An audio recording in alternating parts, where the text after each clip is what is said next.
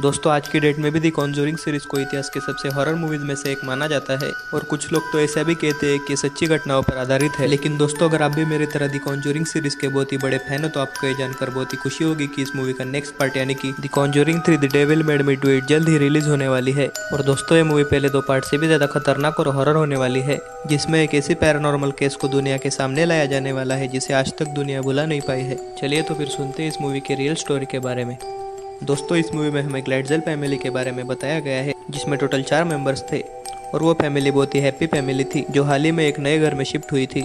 लेकिन उनके फैमिली में एक 11 साल का बेटा था जिसका नाम डेविड था, जिसे उस घर में बहुत ही अजीब चीजें फील हो रही थी, जैसे कि रात में अजीब आवाजें सुनाई देना, नींद से अचानक उठ जाना, और ये सब देखकर वो बहुत ज्यादा डर कर चीखने लगता था, जिसका उसके बॉडी पर भी बहुत असर हो रहा था। और ऐसी ही बहुत सारी पैरानॉर्मल चीजें उनकी सारी फैमिली के साथ भी होने लगी थी।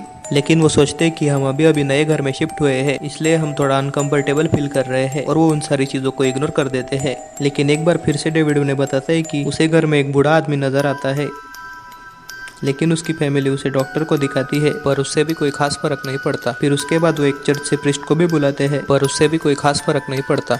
फिर आखिर में वो लोग भी डरकर फेमस पैरानॉर्मल इन्वेस्टिगेटर्स यानी कि एड और लॉरेन को बुलाते हैं, जिन्हें हम फर्स्ट 2 पार्ट्स में भी देख चुके हैं। और फिर घर आकर वो उस लड़के का एक्सोर्सिज्म करते हैं, जिसमें उन्हें पता चलता है कि एक बूढ़े आदमी की आत्मा उसे उसकी दुनिया में ले जाने की धमकी दे रही थी। और तभी उसी वक्त डेविड की बहन डेबी का फ्रेंड वहाँ आता है जब एक्सोर्सिज्म ऑन द वे ही था। और वो फ्रेंड ही मूवी का मेन कैरेक्टर है, जिसका नाम एर्ने जॉनसन था।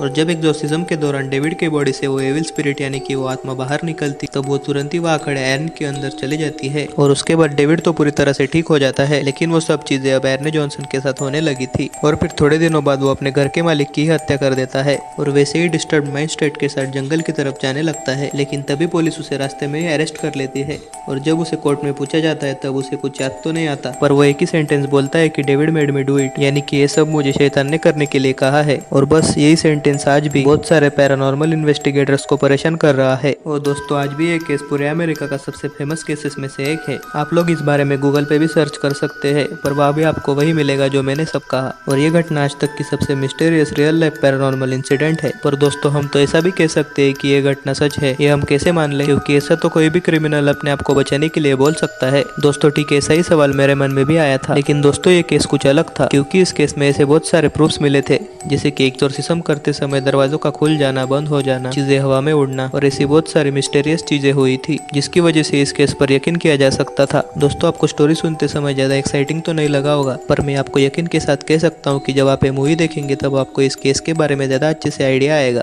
तो दोस्तों इस मूवी को जरूर देखिएगा, और अगर आपको हमारा वीडियो पसंद आया तो जरूर लाइक कीजिए और हमारे चैनल को भी सब्सक्राइब कर ही दीजिए। Thanks for watching.